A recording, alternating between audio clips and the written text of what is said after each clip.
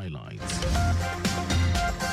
Governor Sanwo-Olu receives Duke, Duchess of Sussex, pledges to support foreign innovations for Nigerian growth.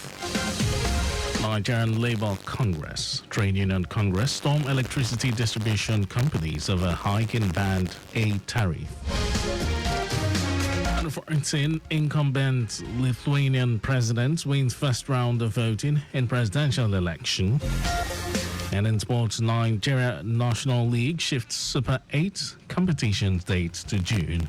And now the details. I am Mike James.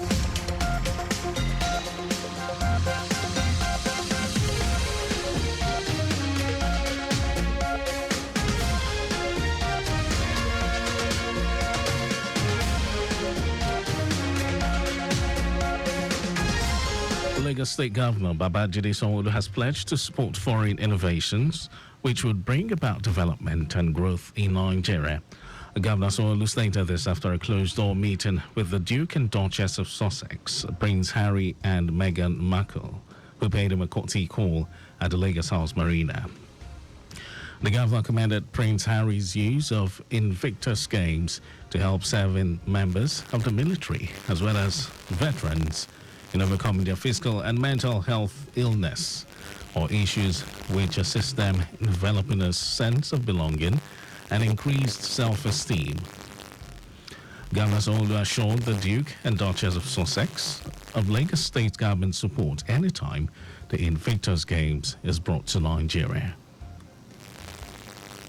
And we're indeed happy for what they are doing, especially for our military men, on the conversations around mental issues, mental health issues, mental illness, and how they can galvanize their various NGOs at ensuring that people that require those support, both in military and in private, can seek those support. The governor, who hinted that Prince Harry and his wife have been to Kano and Abuja, urged them to explore the many historical sites in Nigeria to be abreast of its rich cultural heritage. Our correspondent Adiola Akindele reports that the Duke and Duchess, Prince Harry and Meghan Markle, were received by wife of the Lagos State Governor, Ibijoke Sanwo-Olu, and some members of the Lagos State Executive Council. The Lagos State Government has restated its commitment to enforcing environmental laws to the benefit of the greater majority of residents. Commissioner for the Environment and Water Resources Tokunbo Wahab stated this when he appeared on a television show to speak on developments concerning the removal of structures on drainage setbacks.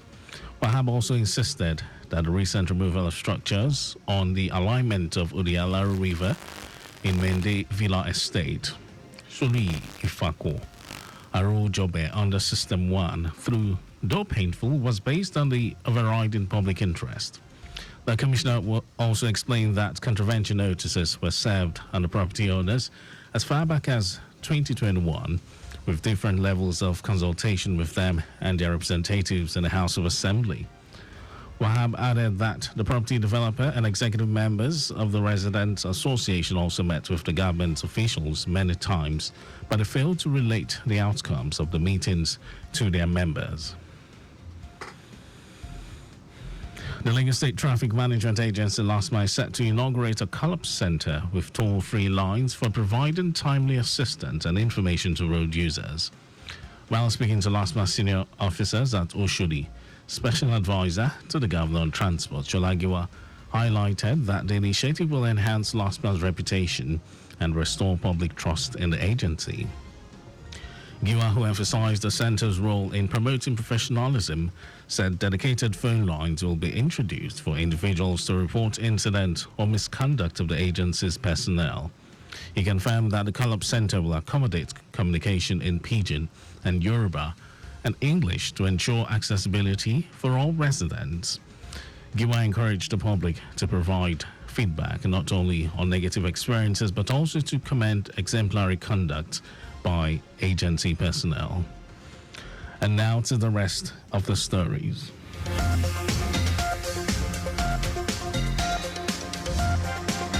Nigeria Labour Congress and the Trade Union Congress have stormed various offices of electricity distribution companies to protest over the Band A tariff hike.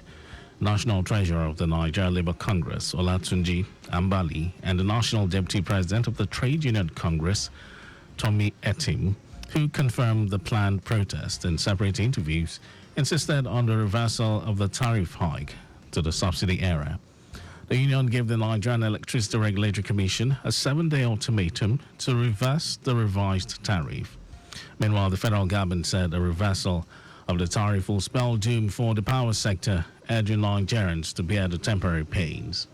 Amid this, the International Monetary Fund has advised the federal government to remove electricity subsidies in other bands to save the economy.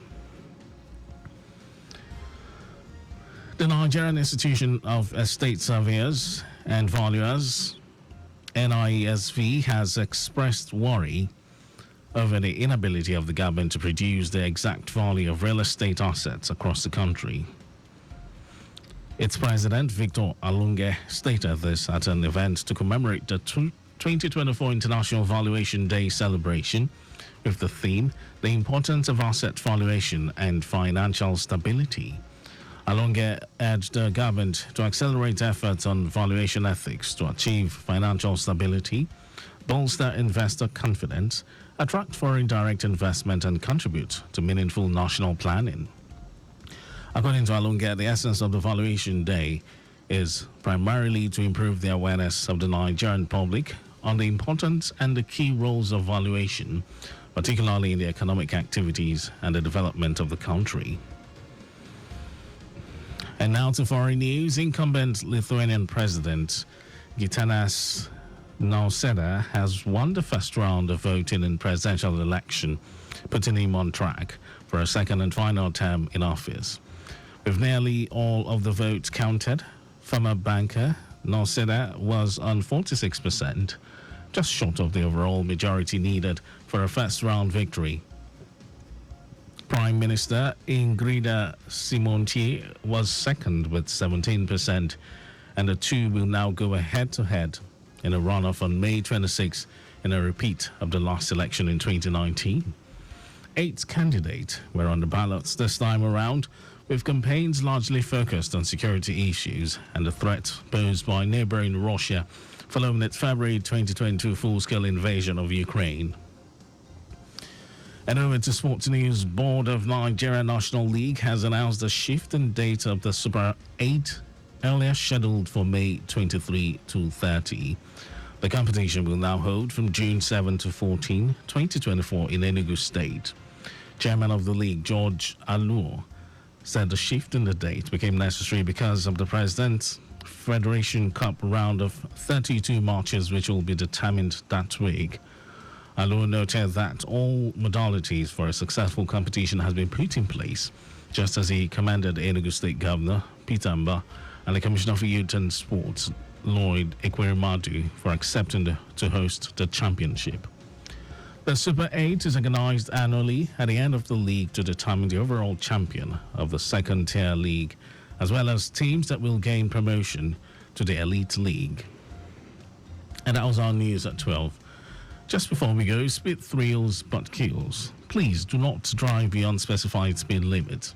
You can follow us and like all our various social media platforms. X, Traffic Radio 961.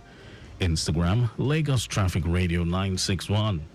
Subscribe and watch our news and programs live on YouTube, Traffic Radio 961. You can also visit our website, trafficradio961.ng. Did you know that the Sanwo-Olu administration supplied 86,000 dwell furniture sets to 775 public schools? Well, you can always get details on the Lagos State Government website. And to end the news, here are the highlights of the major stories. Lagos State Governor Babajide Sanwo-Olu has pledged to support foreign innovations which would bring about development and growth in Nigeria. Nigerian Labour Congress and the Trade Union Congress have stormed various offices of electricity distribution companies to protest over the Band A tariff hike. We also told you that incumbent Lithuanian President Gitanas Nausėda has won the first round of voting in presidential election, putting him on track for a second and final term in office. And then in sports, Board of Nigeria National League has announced a shift in date of the Super 8, earlier scheduled for May 23 to 30. And for contact with the newsroom, send a message to info@trafficradio961.ng. That ends the news broadcast. It was compiled by Sadiq Yusuf. Beautiful afternoon to you, Lagos. My name is Mike James. It's now time for us to usher in the duo of Micah Arocha and Peter Side for